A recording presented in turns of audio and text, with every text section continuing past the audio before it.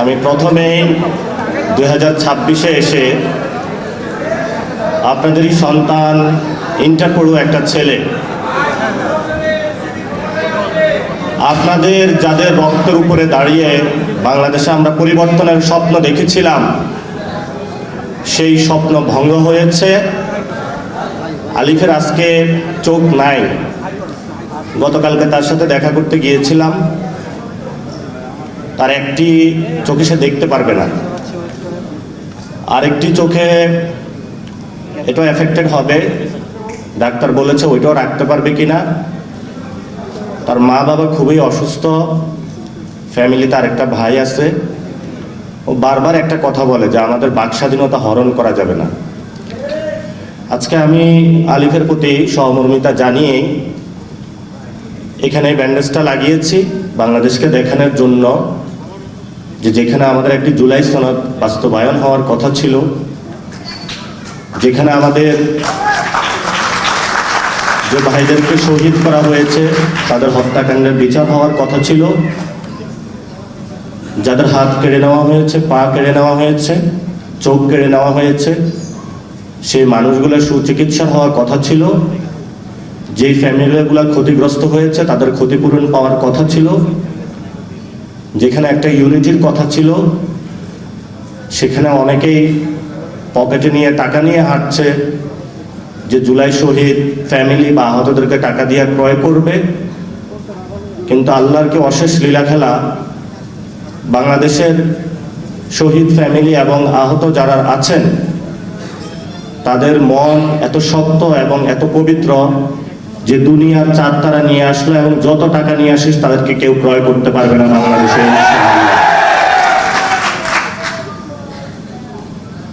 আপনারা জানেন আমাদের 2026-এ এসে যে লড়াইটি, এক নাম্বার হলো বাংলাদেশের 70% মানুষ রায় দিয়েছে যে গণভোটের, সেখানে আমরা দেখেছি যে জুলাই সনদ বাস্তবায়নের পক্ষে। সেটা যিনি প্রধানমন্ত্রী হয়েছেন উনি 2টা ভোটে প্রধানমন্ত্রী হয়েছেন, একটা ভোটে নয়। ফলত একটা ভোট মানবেন, আরেকটা ভোট যদি না মানেন তাহলে আমরা ভবিষ্যতে আপনাকে অবৈধ প্রধানমন্ত্রী বলব। এই জন্য বাংলাদেশে যে কোনো মূল্যে, যেহেতু জনগণ রায় দিয়েছে, এই জনগণ 2026-এ যে রায় দিয়েছে, 1971 সালের আগেও এরকম একটা রায় দিয়েছিল যে আমরা বৈষম্যের বিরুদ্ধে দাঁড়াচ্ছি, আমাদের ভাত রুটি রুজি কেড়ে নেওয়ার অনেকে চেষ্টা করছে। সে রায়কে, জনগণের যে রায়টা আছে সেটাকে শ্রদ্ধা জানানো হয় নাই, ফলত বাংলাদেশ স্বাধীনতা লাভ করেছে। এরপরেও জনগণ অনেক রায় দিয়েছে, সেটা বাস্তবায়ন করা হয় নাই। 90-এ 3 দল মিলে একটা রূপরেখা চূড়ান্ত করেছিল, সেই চূড়ান্ত রেখাটাও বাস্তবায়ন করা হয় নাই। ফলত শেখ হাসিনা 17 বছর বাংলাদেশে ফেসিবাদী ব্যবস্থা চালিয়ে দিতে পেরেছিল। এবং সেখানের 90-এর যে আন্দোলনটা হয়েছিল, যদি 3 দলীয় রূপরেখাটা বাস্তবায়ন করা হতো তাহলে শেখ হাসিনা 17 বছর থাকতে পারতো না এবং আমাদের 1400 ভাইও শহীদ হইতো না, অসংখ্য মানুষের হাত পা চলে যেত না। এবং অবশ্যই বাংলাদেশে যেহেতু জনগণ 70% জুলাই সনদের পক্ষে রায় জানিয়েছে, আমরা তারেক রহমানকে বলবো জনগণের রায়ের প্রতি শ্রদ্ধা পোষণ করুন এবং জনগণের ভিত্তির উপরে দাঁড়িয়ে রাজনীতি করুন। যে জায়গায় আপনি বসেছেন এটা আপনার চেয়ার না, এটা বাংলাদেশের শহীদ এবং শহীদ ফ্যামিলি এবং আহতদের চেয়ার। সেই চেয়ার দ্বারা যদি তাদের গণভোটের রায় বাস্তবায়ন না হয় তাহলে যারা শহীদ ফ্যামিলি এবং আহতরা সেই চেয়ার আপনার থেকে কেড়ে নেবে ভবিষ্যতে বাংলাদেশে। 2 নাম্বার, বাংলাদেশে সংস্কার বাস্তবায়ন হতে হবে। কেন হতে হবে? এই যে পুলিশের সামনে আলিফের চোখটা তুলে নেওয়া হলো, যদি পুলিশ আজকে সংস্কার হতো, কোনো দলীয় লেজুর ভিত্তি না করতো, তাহলে আজকে আলিফের চোখটা চলে যেত না। যদি জুলাই সনদ বাস্তবায়ন হতো তাহলে এই ধরনের নগ্ন সন্ত্রাসী কার্যক্রম আমরা পথে দেখতাম না। সরকার একটা সংশোধন কমিটি গঠন করেছে, জুলাই সনদ বাস্তবায়ন করবে না এই মর্মে, এবং আমরা সরাসরি বলতে পারি যে বিএনপি জুলাইয়ের বিপক্ষে গিয়েছে। যদি বিপক্ষে না যাইতো তাহলে সংশোধন কমিটি তারা গঠন করত না। যেহেতু তারা সংশোধন কমিটি গঠন করেছে, পার্লামেন্টে আমরা আরো কথা বলবো। যদি এটা পার্লামেন্টে চূড়ান্ত না হয়, ইনশাআল্লাহ বাংলাদেশে যত শহীদ ফ্যামিলি রয়েছে এবং যতজন আহত রয়েছে তাদের আদালতে জুলাই সনদের রায় বাস্তবায়ন হবে ইনশাআল্লাহ। 3 নম্বর, আপনারা জানেন আমাদের সার্বভৌমত্ব। এই গণ অভ্যুত্থানের পর আরেকজন আমাদের বীর পুরুষ ছিলেন যিনি শহীদ হয়েছেন, শহীদ উসমান হাদি। উনি বাংলাদেশের আজাদির পক্ষে কথা বলেছিলেন, সার্বভৌমত্বের পক্ষে কথা বলেছিলেন, যাকে দুনিয়া থেকে সরিয়ে দেওয়া হয়। এই মানুষটা বিচার করা হবে বলে প্রধানমন্ত্রী প্রতিশ্রুতি দিয়েছিলেন। 5 মাসে তার কোনো প্রতিশ্রুতির বাস্তবায়ন দেখি নাই এবং ভবিষ্যতে দেখব বলেও আমরা আশা করি না তার থেকে। যে মানুষগুলো আহত হয়েছে, শহীদ হয়েছে, সেই মানুষগুলোকে মুক্তিযোদ্ধা মন্ত্রণালয় ব্যবহার করে 71-এর মুক্তিযুদ্ধের পরে এই মন্ত্রণালয় ব্যবহার করে অনেক কারসাজি হয়েছিল। এখন আমি বিভিন্ন গ্রামে গিয়েছি, 1 মিনিটে শেষ করব। আওয়ামী লীগের যতগুলো লোক আমাদেরকে খুন করেছিল, আপনাদের সন্তানদেরকে, তারা হলো বাহিরে ঘোরাফেরা করে সবাই। পুলিশও নিশ্চুপ, বিভিন্ন দলও নিশ্চুপ। আমরা যখন কথা বলতে যাই তারা বলে যে চুপ করে থাকেন, নাইলে চোখ উপড়ে ফেলবো। বললাম যে ভাই কি হয়েছে, একটু রাতের বেলা খোঁজ নেওয়ার চেষ্টা করলাম। প্রত্যেকগুলা সন্ত্রাসীর সাথে কারোর সাথে 10 লাখ টাকা, 12 লাখ টাকা, 15 লাখ টাকার বিনিময়ে ওসি এবং ওই জায়গার যারা দলীয় নেতৃবৃন্দ আছে তারা ভাগ বটোয়ারা করে তাদেরকে জেল থেকে ছেড়ে দিয়েছে। এখন তারা এসে আহতদেরকে হুমকি দিচ্ছে, খায়া ফেলবো, মায়েরা ফেলবো, সব করে ফেলবো। আপনাদেরকে দেয় নাই? তাহলে আপনাদের জীবনের নিরাপত্তা কোথায়? জীবনের যদি নিরাপত্তা না থাকে, প্রধানমন্ত্রী না দিতে পারে, তাহলে আমরা কি আবার সেই শহীদের খাতায় নাম লেখাবো, নাকি আমাদের জীবনের নিরাপত্তা আমরা নিশ্চিত করবো বাংলাদেশে ইনশাআল্লাহ? আরেকটি বিষয় হলো, আমি অনেক জায়গায় গিয়েছি, অনেকে এসে কান্নাকাটি করে। ওসি, উপজেলা প্রশাসন থেকে শুরু করে বিভিন্ন জায়গায় আহত যদি কেউ পরিচয় দেয়, শহীদ ফ্যামিলি যদি কেউ পরিচয় দেয়, মনে হচ্ছে যে পৃথিবীতে সে সবচেয়ে অচ্যুত। প্রশাসন কথা বলে না। আপনারা তাহলে বাস্তব অভিজ্ঞতার সম্মুখীন হচ্ছেন। আমরা প্রশাসনের ভাইদেরকে বলবো, এখনো আপনাদের বিচার কিন্তু হয় নাই। প্রশাসনের মধ্যে অনেক খুনি আছেন এখনো লুকিয়ে। আবারও এখনো আহতদেরকে হলো 2 বছর পরে সহ্য করতে পারেন না, শহীদ ফ্যামিলিদেরকে। আমরা বলবো যারা প্রশাসনে এই খুনের সাথে জড়িত ছিল তাদেরকে বিচারের আওতায় নিয়ে আসার জন্য, এবং যারা আহত শহীদ ফ্যামিলিদের দেখলে তেলে বেগুনে জ্বলে উঠে, আমরা ওদেরকে চিহ্নিত করার চেষ্টা চালাবো, কারণ ওরা হলো গুপ্ত আওয়ামী লীগ। প্রশাসনে গুপ্ত আওয়ামী লীগ না থাকলে তাহলে তারা শহীদ ফ্যামিলি এবং আহতদের সাথে এই ধরনের আচরণ করতে পারে না। আপনারা আজকে এসেছেন, অনেকেই বলে আমি বিএনপির বিরোধিতা করি। আমার জীবনে আমি বিএনপির বিরোধিতা করতে যাই নাই। প্রথমটা শুরু হয়েছিল, আমি যাত্রাবাড়িতে গিয়েছিলাম একটা প্রোগ্রামে, শহীদদের প্রোগ্রামে গিয়ে এক শহীদ ফ্যামিলির বাবা উনি বক্তব্য দিলেন। ওনাকে 10 লাখ টাকা অফার করা হয়েছে ওই দলের শহীদ ক্যাটাগরিতে নাম লেখানোর জন্য, 1 নম্বর। 2 নম্বর হলো ওই দিন তারা একটা তালিকা প্রকাশ করে। তারা বলে যে বিএনপির হলো 447 জন বা 547 জন, এরকম একটা তালিকা প্রকাশ করে যে আমাদের দলীয় শহীদ হলো এতজন। আমি বাসায় এসে একটু ঘাটাঘাটি করলাম, ঘাটাঘাটি করে দেখি এই দাবিটা সত্য নয়। এরপর থেকে আমি এই জনযুদ্ধ শুরু করলাম। যারা বাংলাদেশের শহীদদেরকে দলীয় বানাইতে চায় তারা বাংলাদেশের শহীদদেরকে ধারণ করবেও না, আর জুলাই সনদকেও ধারণ করবে না। তাদের নামে এখন এই যুদ্ধ শুরু হয়ে গেল। এখন অনেকে বলে যে চুপ করে যাবেন, হামলা চালাবো, মামলা দিব। তো আমার এতদিন 2টা কথা ছিল, হয়তো কবর অথবা জেল। গতকালকে আমিরে জামাত আরেকটা কথা স্মরণ করিয়ে দিলেন, জায়নাগরও হইতে পারে। তো হয়তো বড় জেল অথবা ছোট জেল অথবা কবর। ওরা আমাদেরকে ভয় দেখায়। ভয় দেখায় কি বাংলাদেশের কাউকে নিবৃত্ত করতে পারবে? আপনারা সবাই জীবিত আছেন না? লড়াই হবে, স্বাধীনতা আসবে, সংস্কার হবে, বিচার হবে, ইনশাআল্লাহ আপনাদের নেতৃত্বই হবে। যেভাবে আপনারা নেতৃত্ব দিয়েছিলেন 24-এ, আমরা আপনাদের নেতৃত্বে কাজ করতে প্রস্তুত আছি। মাঠ ছাড়া যাবে না। জুলাই সনদ বাংলাদেশে হবে, গণভোটের রায় বাস্তবায়ন হবে, বিচার হবে, তারপরে আমরা বাসায় যাব। এর আগে 1 সেকেন্ডের জন্য আমরা বাসায় যাব না ইনশাআল্লাহ। রাজপথে সেই লড়াইয়ের প্রস্তুতি নিন। আর এখানেই লেখা আছে, আলিফের চোখ ফিরিয়ে দে। ফেরত দিতে পারবে? কোথায় থেকে দিবে? নিজেরই তো চোখ নাই। চোখ থাকলে কি আলিফের সেই মায়া কান্নাটা দেখতো না? আলিফকে হসপিটালে দেখতে যাইতো না? আলিফের চিকিৎসার ব্যবস্থা করতো না? করেছে? যার চোখ থাকে সে অন্যকে চোখ দিতে পারে। আমরা সরকারকে বলবো, আলিফের চোখ ফেরত দিন। আমরা বাংলাদেশে আর কোনো সন্ত্রাসী কার্যক্রম চাই না। বাংলাদেশে আপনারা যা করছেন পুরো বাংলাদেশে, এটা আইন শৃঙ্খলা আপনাদের হাতে তুলে দিয়েছেন। আমরা স্বরাষ্ট্রমন্ত্রীকে বলবো, আপনি যদি আইনের রক্ষক নাকি পক্ষক, এটা আমরা আপনাকে প্রশ্ন তুলতে চাই।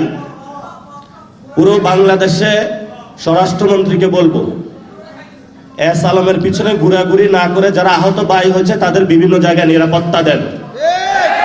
যারা খুন করেছে যে ব্যবসায়ী, আপনি তাকে নিরাপত্তা দেন। আর যেই খুনি তাকে ছেড়ে দিয়েছেন, সে আইসা হলো আহতদের ধমক দেয়। এই হলো আপনার নতুন বাংলাদেশ, এই হলো নতুন সংবিধান। আমরা চাই বাংলাদেশটা পরিবর্তন হোক। এই পরিবর্তনের যাত্রায় আপনারা সবাই ঐক্যবদ্ধ থাকবেন। আমরা আপনাদের সন্তান হিসাবে আপনাদের প্রতিনিধি হয়ে কাজ করব, আপনাদের আন্ডারে কাজ করব। সবাই দোয়া করবেন। আসসালামু আলাইকুম ওয়া রাহমাতুল্লাহি ওয়া বারাকাতুহু। 2 মিনিট কথা বলতে দেন। হাত জোরটা আসতেছে কেন? আপনি দেখবেন তারেক রহমানের পা ধরে মানুষজন সালাম করে, দেখছেন? তারেক রহমান যে বাসে ওঠে, এই বাসের সামনে এমপি মন্ত্রীরা দৌড়ায়, টোকায়ের মতো দৌড়ায়। তাহলে মনস্তত্ত্ব চিন্তা করেন, সে সংসদ সদস্য, নির্বাচিত প্রতিনিধি, রাজনৈতিক দল করে, কিন্তু মনস্তত্ত্বে সে প্রজা। এই জন্য দেখবেন, মানে আমি বহু আলোচনাতে বলেছি যে এটা তো ফান্ডামেন্টাল ডিসকাশন আর কি, যে শুধু প্রধানমন্ত্রীর জন্য দূরাচ্ছে না, তার পরিবারের সদস্যও তো দূরাচ্ছে। সবাই দৌড়াইতেছে। তাহলে এখন চিন্তা করে দেখেন, যেই ব্যক্তি একজন এমপি মন্ত্রী হওয়ার পরে এতটুকু ডিগনিটি যার মধ্যে নাই, তৈরি হয় নাই, ছাত্র দলের ছেলেরা দেখেন দৌড়ায়। মানে কমিটি দেওয়ার সময় আসতেছে, কে সভাপতি সেক্রেটারি হবে, তেল।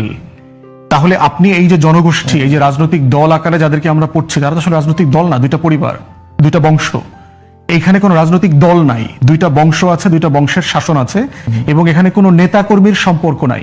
আমি ইংল্যান্ডে স্টুডেন্ট মেম্বার ছিলাম, আপনার লেবার পার্টি এবং লিবডামের। ওখানে ইস্যু ভিত্তিক পলিটিক্যাল পার্টির মেম্বার হওয়া যায়। যেমন লিবডামের এনভায়রনমেন্টাল ইস্যুতে আপনি একমত, আপনি লিবডামের শুধু এনভায়রনমেন্টাল কমিটির মেম্বার হতে পারবেন।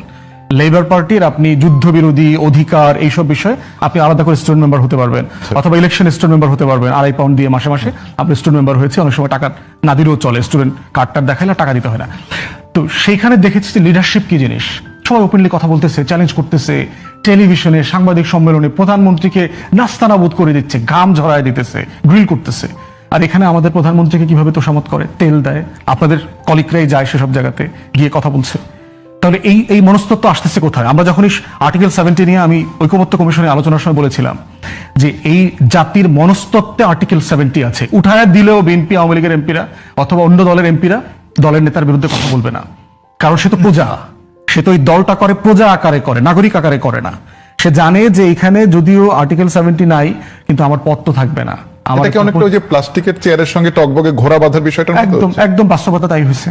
তাহলে এই মনস্তত্ত্বের যে প্রজা, আমরা যেহেতু জমিদারি প্রথার মধ্যে ছিলাম, হিন্দু জমিনদারি সিস্টেম এবং ব্রিটিশ কলোনিয়াল রুল, এই 2 সিস্টেমের জাতাকলে সেন্স অফ ডিগনিটি, জাতির নাগরিকদের ভিতরে যে মর্যাদা বোধ না কেউ থাকলেও ইরানিয়ানরা দেখায় দিয়েছে।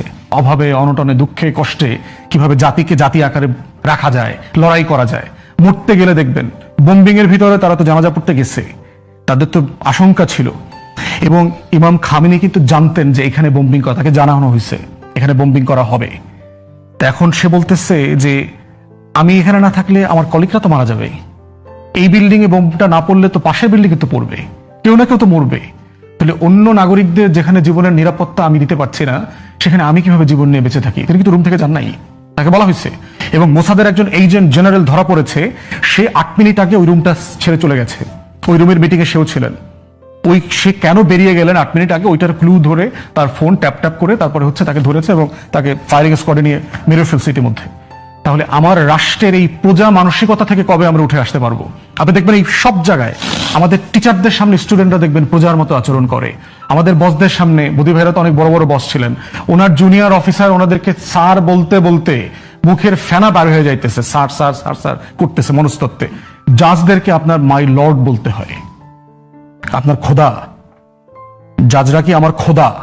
আমার বানাইছে তারা? তাহলে এই যে টোটাল কাঠামোগতভাবে আপনি মানুষকে কোনো সমাজে প্রশ্ন করতে দিচ্ছেন না, স্বাধীনতা ভোগ করতে দিচ্ছেন না, তাকে নাগরিক করছেন না, তাহলে আলটিমেটলি দিন শেষে তাই তো হবে।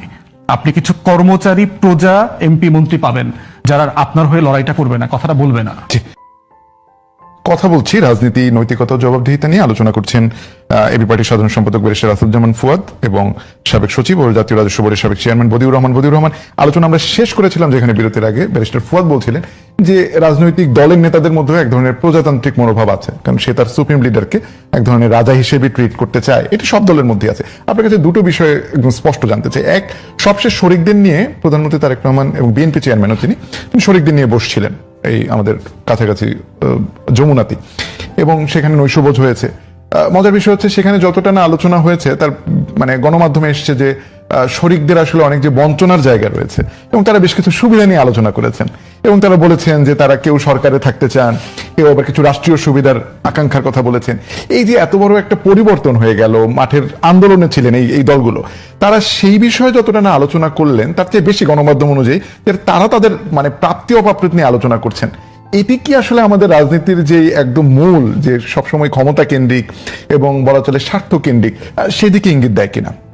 অবশ্যই আমাদের এই 55 বছরের রাজনীতি মোটামুটিভাবে আমি যেভাবে দেখে আসছি, এবং আমি তো মোটামুটিভাবে 62 থেকে কিছু ছাত্র আন্দোলন প্রথম ওই যে শিক্ষা কমিশন রিপোর্ট যেটা বেরোলো, শরীফ শিক্ষা কমিশন, সেটার বিরুদ্ধে আইয়ুব খানের আমার আন্দোলন থেকে জড়াইলাম, অবজার্ভ করতাম বেশি, ডাইরেক্ট কোনোটাতে যোগ না দিলেও দেখতাম।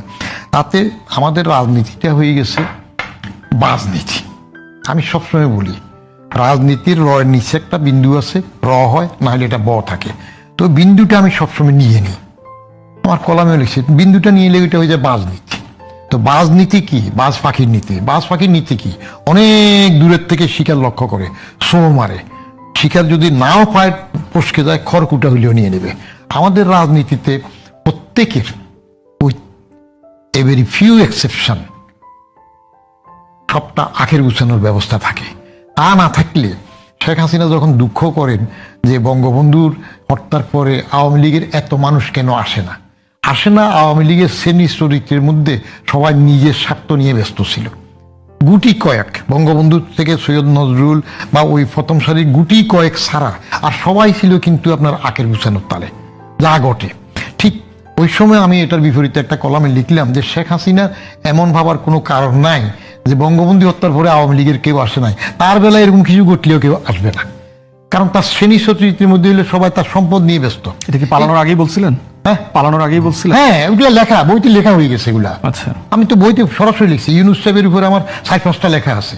এর মধ্যে আমি ওই যে 11 মাস আগেই উনি আসতেছেন লিখছি যে 5 সেপ্টেম্বর 2023 আমার কলামে লিখলাম যে ফিনিশিং দিলাম, এবার বাইরে শোনা যাচ্ছে একটু সুযোগ হইলে তিনি এসে যাচ্ছেন। ঠিক 11 মাস পরে তো উনি চলে আসলেন। তার হাসিনার বেলা আমি ডাইরেক্ট লিখলাম যে শেখ হাসিনার এমন ভাবার কোনো কারণ নাই, তিনি একমাত্র দেশপ্রেমিক, আর কেউ দেশপ্রেমিক নন। তো প্রমাণ। এখন আমাদের বড় দুটো দল বহুদিন থেকে দেশটাকে যে শাসন করছে, আলী এবং বাজাদ, আওয়ামী লীগ এবং বাংলাদেশ জাতীয়তাবাদী দল, এই দুইটা দলই হলো পারিবারিক দল। আপনি নৈতিকতার প্রশ্ন হইলে পরিবারেই তো গণতন্ত্র নাই, পারিবারিক দল। পারিবারিক দল না হইলে আপনার আলীর মধ্যে সেই কবে 17 মে 1981 নিয়ে আসলো সভাপতি করে হাসিনারে, তারপরে কি আর কেউ সভাপতি যোগ্য হয় না? উনি হন। ভোট হয় না, ভোট হয়েছে, ওরা পাওয়ার দিচ্ছে যে উনি হবেন। তো এটা একটা গণতন্ত্র বলে আর কি। আইয়ুব খানের কেউ নমিনেশন তুলে না তো বলছে, কেউ নমিনেশন তুলে না। হ্যাঁ, তুলবে কেন? বলে রাখা তুলবে, কার কানে কয়টা মাথা আছে আপনি বলতেছেন তুলবে। তারপরে যে বাজারদের মধ্যে এই যে তারেক রহমান সাহেব ভারপ্রাপ্ত হইলেন, তার আগে কি এখানে আর বড় তার বাপের আমলের লোকজন ছিল না? বড় বড় নেতা কেউ হইতে পারে না, কনস্টিটিউশনটা এমন করে। তো পারিবারিক দল হইলে উত্তরাধিকার সূত্রে রাজতন্ত্রের মর্যাদা আসবে, পরিবর্তন হবে না। আপনি দলের মধ্যে গণতন্ত্র না থাকার পরে তো আপনি বাইরে গণতন্ত্র আশা করতে পারেন না। আর এখন যেটা বলা হয় যে বিরোধী দল বা আছে, এই যে সবাই খালি ওইখানে নিজের সুবিধার কথা উঠায়, যে বাচ্চা কাচ্চারা বলতেই পারে উপজেলা একটা অফিস চাইতেই পারে, একটা গাড়ি চাইতেই পারে। এমপির দায়িত্ব কি? কনস্টিটিউশনে এমপি রোল কি আছে? সে এমপি কেন তার উন্নয়ন থেকে শুরু সবগুলো তাকে দে? আবার স্বার্থের বেলা সব এক থাকে না। এরশাদ যখন ঘুষ দেওয়া শুরু করলো শুল্কমুক্ত গাড়ি, তো এটা আমি আবার ফখরুদ্দিন সাহেবের আমলে এনবিআর এর চেয়ারম্যান হিসেবে এটা ক্যান্সেল করাইছিলাম। তো ক্যান্সেল করানোর পরে ফখরুদ্দিন সাহেব বললেন, স্যার আমরা চলে যাওয়ার পরে দেখবেন যে এটা রেটিফাই হবে না, এটা আবার আসবে, কারণ সুবিধা তো আবার আসছে। আবার সচিবদেরকে আমলাদেরকে যখন হাসিনা ঘুষ দে যে গাড়ি বিনা সুদে গাড়ি, আপনি চিন্তা করতে পারেন কত অনৈতিক হইতেছে। আমি যখন জয়েন্ট সেক্রেটারি তখন আমি লিখিত দরখাস্ত দিয়েছি সংস্থাপনে, ক্যালকুলেট করে হিসাব করে যে জয়েন্ট সেক্রেটারি হিসেবে ফুল টাইম গাড়ি পেলে আমার জন্য ড্রাইভার থেকে, ড্রাইভারের ওভার টাইম থেকে, গাড়ির মেনটেন্যান্স থাকে, তেল জ্বালানি থেকে শুরু করি, ড্রাইভারের পেনশন, তার বাসা, এত কিছু লাগে। বললাম যে কিচ্ছুর দরকার নাই, আমাকে স্বল্প সুদে, আমি ফ্রিও চাই নাই, 4-5% ইন্টারেস্টে গাড়ি দাও, লোন দাও, আমি গাড়ি নিজে চালাবো, সরকারের গাড়ি নেব না। তখন এস্টাবলিশমেন্ট মিনিস্ট্রি, এখন যেটা জনপ্রশাসন। তো এখন জনপ্রশাসন আছে না জনদুঃশাসনের মন্ত্রী, আমি বুঝতে পারি না এখনো। তো কারণ লোক সিলেক্ট করার সময় এইবারও তো চিহ্নিত করাপ্ট, জেল খেটেছে, নৈতিক স্খলন আছে, সবকিছু প্রমাণিত, সবাই জানে, হিয়ারসে থেকে সব। আপনি তারও তো ক্ষমতায় ভাগ দিতেছেন, আনতেছেন, আপনার জন্য কাজ করেছে। তো নৈতিক স্খলন থেকে যে আসবে সেটা হবে। অতএব এটা জুলাইয়ের যে স্পিরিটটা, এরা ক্ষমতা চায় নাই, সেই জন্য আসলে রাজনীতি করবে চায় নাই। আকবরের বৈরাম খার মতো ইউনূস সাহেব তাদের বৈরাম হয়ে করতে গেছে, কিন্তু গাইড করতে পারে নাই, যে জন্য মব কালচার হয়েছে, বঙ্গবন্ধুর ভারী ভেঙেছে, এবং একটার পরে একটা বেশকমিলে এখন মব করে। অতএব নৈতিকতার প্রশ্নে বলেন, যেটা বলেন, ইনি যেটা বললেন একটা গুরুত্বপূর্ণ কথা, প্রজার মানসিকতা নিয়ে সবাই থাকে। সবাই তো আর পুরু হবে না। আলেকজান্ডার বাচ্চা ছেলে 33 বছরে সারা পৃথিবী জয় করে ফেলছে, হ্যাঁ, ফিলিপের ছেলে আলেকজান্ডার। তো পুরুর মতো তো সবাই হবে না, যে কেমন ব্যবহার চাই। হ্যাঁ, আবার আলেকজান্ডার তার ফন্ডি ডাইনোসি ফন্ডির কাছে গেলে হবে না, তো কি চান? বল কিছু চাই না, যেটা দিতে পারো না রোদ, সেটা থেকে সরে দাঁড়ো, আমার রোদটা পয়। তো এইটা বলার জন্য যেটা দরকার সেইটা আশা করেছিলাম এরা হবে নতুনরা, কিন্তু তারা ডিরেল হয়ে গেছে, দে হ্যাভ লস্ট দেমসেলস। এবং শেষের দিকে প্রেশার গ্রুপ সেপারেট না থেকে তারা ক্ষমতার জন্য, এমপি হওয়ার জন্য কেমন তারা জামাতের পকেটে ঢুকে গেছে। তো দে লস্ট দেমসেলস অ্যাগেন। উড়ালটা তাদের, পাটাও তাদের, যে হাতে ধরেছে হাতও তাদের, তাদের নিজের হাতে নিজের কুড়িয়ে দিয়ে নিজের পায়াতে কাটছে। তো তাহলে ভরসা কোথায় পাবো? হ্যাঁ, জামাতের একটা প্রশংসনীয় দিক আছে, যদিও তার যুদ্ধ অপরাধীর থেকে শুরু করে সেগুলো আমি বলি, জামাতের ক্যাডার যারা থাকে, লোক যারা থাকে, এত রেজিমেন্টে ট্রেন্ড হয়ে যদি একবার শিখাই দিতে পারে যে বদিও নম্বরের পার রক কাটিয়ে দেবে, এসতে দেবে, কেটে ফেলবে, এটাতে কোনো দ্বিমত নেই। এবং তাদের ডিসিপ্লিন কত কঠিন আমি সেই স্বাধীনের পরপরও দেখেছি। বাইতুল মুকাররমে মিটিং হচ্ছে, ওই যে এখানে বাইতুল মুকাররমের সামনে ছাদের উপর হইতো না, যেখানে মোস্তাকের মিটিং 7টা বসাইলো, মিটিং হচ্ছে, পূর্ব পাশের গেটে একজন ডিউটি করছে, আমার দেশের ছেলে। বললাম তুমি মগরিবের নামাজের আজান নামাজ পড়তে দেবে না? শিবির তখন ছাত্র সংঘ ছিল পাকিস্তান আমলে, পরে শিবির বলে যে আমার এখানে ডিউটি। তো তোমার ডিউটি আল্লাহর আজানের পরে ডিউটি বেশি? বলে যে না, মক্কা শরীফেও তো ওই যে পুলিশ ডিউটি করে, আমার ডিউটি আরেকজন নামাজ পড়ে আসবে, তারপর আমি যাব। সবচেয়ে প্রশংসনীয় হলো জামাতের একটা প্রশংসনীয় হলো তারা কর্মীদেরকে পুষে। জেলে কর্মী থাকলে তাদেরকে, পরিবারটাকে দেখে। আমি নিজে এক পরিবারকে জিজ্ঞেস করলাম, মাগো তোমার বড় ছেলেটাই তো এখন কাশিমপুর কারাগারে, চলতেছো কেন? চাষা আল্লাহর কাছে দোয়া করি আমার ছেলেটা আরো 1 বছর জেলে থাকুক। কেন? বলে যে ও থাকতে যেটুকু রোজগার করে যেভাবে ছিলাম, ও জেলে থাকাতে আমি এতে ভালো আছি, পার্টির থেকে সব দিয়ে। খেয়াল করেন আরেকটা গুণ আমি দেখেছি, আমি যখন ক্যাবিনেটে জয়েন্ট সেক্রেটারি, এই যে এখন জামাত আর এরা বিরোধী দল না, আসলে এক দল, বাজাদ আর বাজাই একই দলেরা, বাংলাদেশ এটা এক দল। তখন জামাতে যে 2টা মন্ত্রী ছিল, তারা কোনো নিজেদের প্রাইভেট মিটিং করার সময় সরকারের পয়সায় মিটিং করতো না, নিজেদের ফান্ড থেকে করতো, চাও খেত না। এটা স্ট্রিক্টলি এগুলা এডহেয়ার করে। শেরফত, তারুণ্যের কথা উঠলো, 2টা বিষয় জানতে চাই। এক, বাংলাদেশের তারুণ্য, বিশেষ করে জুলাইয়ে যারা নেতৃত্বে ছিল সামনের কাতারে, তাদের একটা রাজনৈতিক দল আছে, এবং সেই দলটি গঠন করার পর বিভিন্ন জায়গা থেকে মনে হচ্ছে তারা একটা আক্রমণেরও শিকার। হ্যাঁ, কারণ কেন তারা জুলাই করলো এরকম একটা পাপ বুঝি তাদের আছে, সেটি একটা দিক। আবার এটিও ঠিক যে সম্পূর্ণ পরিশুদ্ধ একটা রাজনৈতিক দল তো তারা না, সেটিও মানে নিশ্চয়ই স্পষ্ট, ভুল ত্রুটি তাদের আছে। এই আক্রমণ এবং সব মিলে আপনার কি মনে হয় যে বাংলাদেশের যে তারুণ্য যারা এলো না, সামনে চলে গেল, ঘরে ফিরে গেল, এবং যারা থাকলো রাজনীতির মাঠে তাদেরকে নিয়ে আপনার আশাবাদ? 2 নম্বর হচ্ছে প্রতিবেশী দেশে নিশ্চয়ই দেখতে পাচ্ছেন যে সেখানেও তারুণ্যের একটা জোয়ার, হঠাৎ করে একটা মাত্র মন্তব্য তাতে ককরোচ জনতা পার্টি গঠিত হয়ে গেল এবং সব বাঘা বাঘা রাজনীতিবিদরা এসে এখানে সংহতি জানাচ্ছেন এবং সব মিলিয়ে মনে হচ্ছে যে সংসদ ভবনের আশেপাশে একই রকম সিনারিওতে ঢেউটা ধীরে ধীরে আগাচ্ছে। তো তারুণ্যের প্রতি বাংলাদেশ বা দক্ষিণ এশিয়ার তারুণ্যের প্রতি আপনার আশাবাদের জায়গাটা কেমন? দেখেন, আশাবাদের জায়গাটা হচ্ছে ডিপেন্ড করতেছে লিডারশিপের উপরে। সাধারণত আপনার সমাজের অধিকাংশ মানুষই হচ্ছে খুবই সেলফ সেন্টার্ড। তারা নিজেদের জীবন নিয়ে ব্যস্ত, নিজেদের খাওয়া পড়া লেখাপড়া এগুলো সেগুলো এনজয় করে, এগুলো নিয়ে ব্যস্ত থাকে। তারা দেখবেন সমাজ, রাষ্ট্র, দেশ এগুলো নিয়ে খুব ভাবনা তাদের থাকে না, এবং ন্যায্য কারণে অনেক সময় করা যায় না। একটা মধ্যবিত্ত ঘরের মানুষ পল্টনে, কাকরাইলে, মতিঝিলে 6টা পর্যন্ত কাজ করে যখন ভিক্টর ক্লাসিকে করে আপনার উত্তরবাড্ডা যাবে, শাহজাদপুরে যাবে, তার আসা যাওয়ার যে লড়াই, এটাই তো তার জন্য জুলাই প্রতিদিন। এটাই মনে হচ্ছে র্যাব তাকে গুলি করতেছে, এটাই মনে হচ্ছে যে ভিক্টর ক্লাসিক তাকে বিজিবির মতো করে শুট করতেছে। তার যে পরিমাণ টপ টপ করে ঘাম ঝরতেছে, ওঠা নামার যে লড়াই, মহিলা হইলে তো এটা মোটামুটি 3-4 গুণ 10 গুণ বেড়ে যাবে আর কি। তাহলে সে আসলে কখন দেশ নিয়ে ভাববে? তার পত্রিকা পড়ার সময় কোথায়, প্রস্রোত কোথায়, মন মানসিকতা কোথায়? এই জন্য পশ্চিম যেটা করেছে, দেশ নিয়ে ভাববার জন্য আলাদা প্রতিষ্ঠান তৈরি করেছে, যে এদের কাজই হলো শুধুমাত্র লেখাপড়া করবে, দেশ নিয়ে ভাববে, ইস্যু ভিত্তিক গবেষণা করবে, ডিপার্টমেন্টগুলোকে পরিচালনা করবে, পরামর্শ দিবে, লিখবে। গণমাধ্যমে এই রোলটা একটা মোটা দাগে এবং গবেষণা প্রতিষ্ঠানগুলো পালন করে। এখন আমাদের তরুণদের ব্যাপারে আমরা সবসময় দেখেছি যে আমাদের ছোটবেলা থেকে খুবই অরাজনৈতিক করে তৈরি করা হয়। আপনি রাজনীতিবিদ হওয়ার প্রয়োজন নাই, কিন্তু রাজনৈতিকভাবে সচেতন না হলে আপনি তো নাগরিক হচ্ছেন না। আপনি দেখবেন ছোটবেলা থেকে আমাদের বাবা মারা কি বলেছে, এই দল টল করবি না, মিছিলে যাবি না, রাজনীতি করবি না, এইসব খবর টবর দেখার দরকার নাই। মানে যত বেশি তাকে একটু বলদ ভালো মানুষ বানায় রাখা যায়, দেখবেন আমাদের ঘাড়ে 8টা 10টা বাচ্চাদেরকে এখনো দেখবেন মানে 4, 5, 6-এ পরে মানে ব্যাগ জাগাইতে পারতেছে না, এই পরিমাণ আপনার কান্দে বই দিয়ে দিছে আর কি। তাকে টিচার বলতেছে যে ভালো ছাত্রকে, ভালো ছেলেকে, ভালো মেয়েকে তার একটা ডেফিনেশন আছে। সে শুধুমাত্র বাসায় থাকে, শুধুমাত্র কথা শোনে, শুধুমাত্র লেখাপড়া করে, শুধুমাত্র কোচিংয়ে যায়, শুধুমাত্র টিউশনিতে যায়, আবার শুধুমাত্র হোমওয়ার্ক করে, আবার শুধুমাত্র স্কুল কলেজে চলে যায়। সে হচ্ছে আমাদের সমাজের দৃষ্টিতে ভালো ছেলে, ভালো মেয়ে। যে ছেলেটা রাজনীতি করে দেখবেন তাকে কিন্তু সমাজ খুব আট চোখে দেখে। আমরা যারা ছাত্র জীবন থেকে রাজনীতি করতেছি, এই ছেলেটা নষ্ট হয়ে গেল, মানে এত মেধাবী ছেলে একদম স্পয়েলড হয়ে গেল। তো এই কাঠামোর ভিতর থেকে আপনি তরুণদেরকে কিভাবে দেখতে চান? সে তো এই রাষ্ট্রের সাথে তার একদমই সম্পর্ক হচ্ছে কোটার সম্পর্ক, একটা দেনা পাওনার সম্পর্ক। আমি পড়ালেখা করবো, আমি একটা চাকরি চাই, শেষ। এখন এর বাইরে তার রাষ্ট্রের সাথে আর কোনো লেনদেন আছে কিনা, যোগাযোগ আছে কিনা, এই যোগাযোগটা আমরা রাষ্ট্র আকারে করছি কিনা? আমার শিক্ষা প্রতিষ্ঠান, আমার টিচার, আমার সমাজ, আমার মুরব্বী, আমার বাবা মা সবাই দেশের সবচেয়ে গুরুত্বপূর্ণ জিনিসটাকে আপনাকে ছোটবেলা থেকে ঘৃণা করতে শেখায়, সেটা নাম হচ্ছে রাজনীতি। এই জন্য দেখবেন সব ফ্রন্ট বেঞ্চাররা কি হচ্ছে, আমলা হচ্ছে, ডাক্তার হচ্ছে, ইঞ্জিনিয়ার হচ্ছে, যেগুলো সবচেয়ে খারাপ ব্যাচের পোলাপান, ওগুলো দেখবেন মিছিল করে।